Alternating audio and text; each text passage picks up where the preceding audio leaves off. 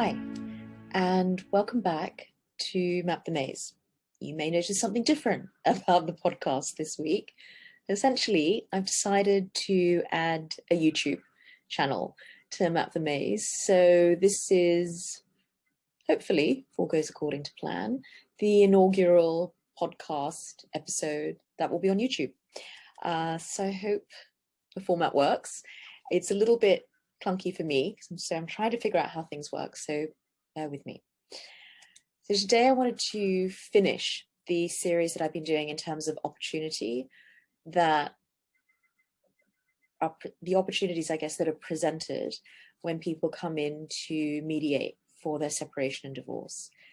The last one is really about the opportunity to learn new skills, practice new skills, and find new ways of interacting, sometimes with somebody that you know really well and maybe have for many years. Essentially, when people are in conflict or in a dispute, often the skills that we have are the ones that we learn from our family of origin. And definitely when I speak to people in intake before we mediate, often they'll talk about the communication patterns that they had in their relationship, the way that they approach decision making, the way that they resolve differences. And often they can trace back some of the challenges that they had in the relationship to the differences between their respective families of origin. So one person might come from a family where, I guess, difference is resolved through escalation, through talking about it, through being loud, through having those direct arguments and confrontations, because the pattern is then there is a resolution. That's one way. I've also heard from people who maybe have come from that type of family where they're used to having voluble discussions and their partner is not, that potentially their partner has come from a family where those arguments aren't surfaced and that those discussions don't happen in the same way. And so when they are in conflict within the relationship, it can then be challenging to find a happy medium where everybody feels comfortable to have those conversations. So one of the other things to bear in mind is that we learn about conflict and conflict resolution. Our earliest lessons are from our family of origin, and those may or may not be compatible with our partner. And also we learn from our profession and from our training and from our work experience that life itself teaches us about different ways to resolve conflict. And so sometimes people have adaptive behaviors, which they layer on to the behaviors that their family of origin taught them. I guess one thing I would say is that when we are under stress, when things are challenging, often people revert to those very early lessons.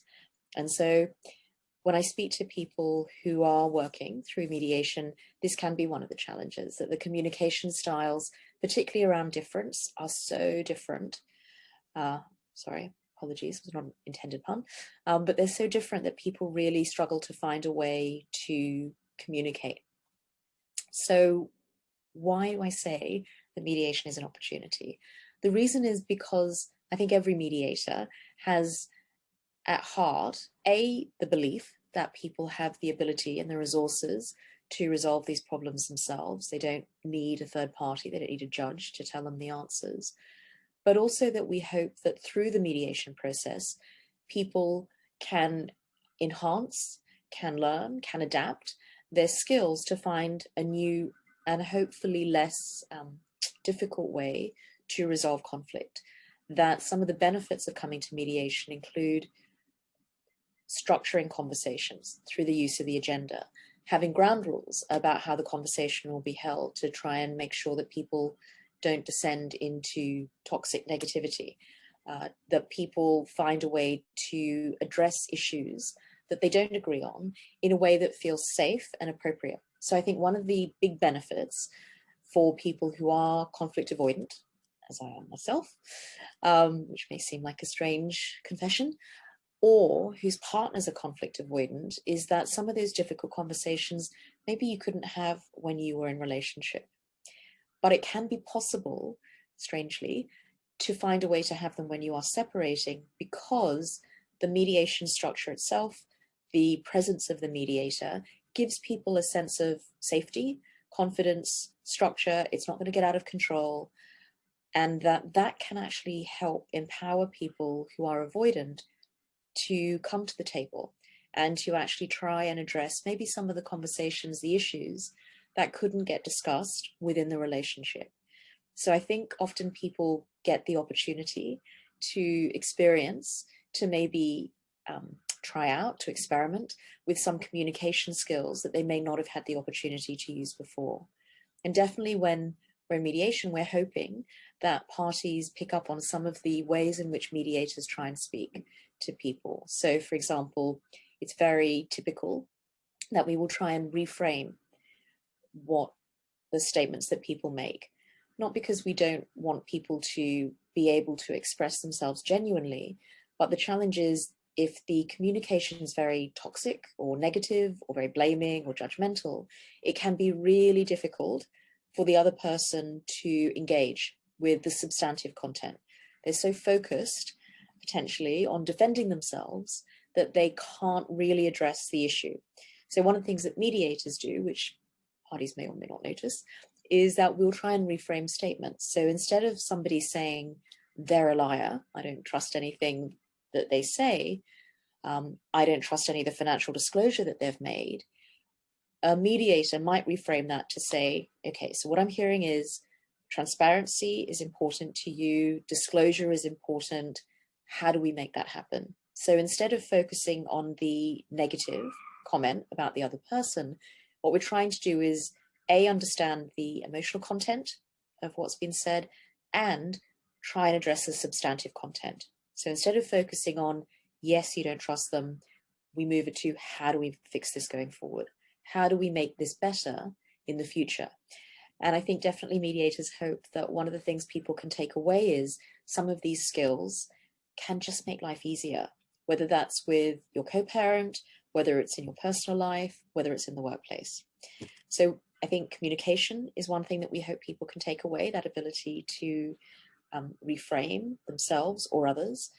Problem solving. So this focus that we have in mediation, which is very much on, let's do a line in the sand, we are where we are, how do you move forward? That focus on, instead of going back over the past, blame, recriminations, judgment, how do we get to a place where things are better, where actually people can feel resolved and can feel that it's okay to move on. That future focus for when life throws problems at you, as it does to all of us, is something, again, that I think mediation gives you. If you go to litigation, this is not what will happen. There will be agreements, arrangements that the judge will put in place in order to move people forward, but it will be based on arguments and decisions that have been made in relation to the past. So mediation is kind of unique in this sense that we try and look at, what does the future mean? And the last one is negotiation, that actually I really hope that some of the clients that I work with come to mediation and struggle with the idea that this is a negotiation. They can feel disempowered around that. They can feel kind of outclassed by the other person or overwhelmed. And I think what we try and do is show, well, actually, there's lots of different ways to negotiate. And one way to do that is the way that we do it in mediation, which is to not just focus on the numbers. It's not a zero-sum game. What we're actually trying to do is focus on what are the needs, the fears, the concerns, what's underlying the positions, how do we try and address them? What are some ways that we can do that, that increase everybody's situation, that improve things for everybody?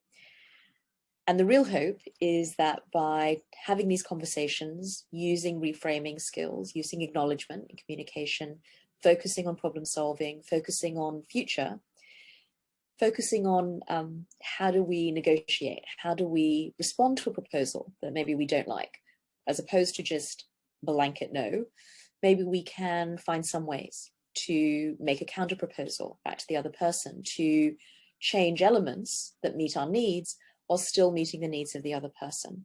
And what we really hope is that the next time these parties are in conflict together, or even just in life, that maybe there's a skill that they've experienced that they can use.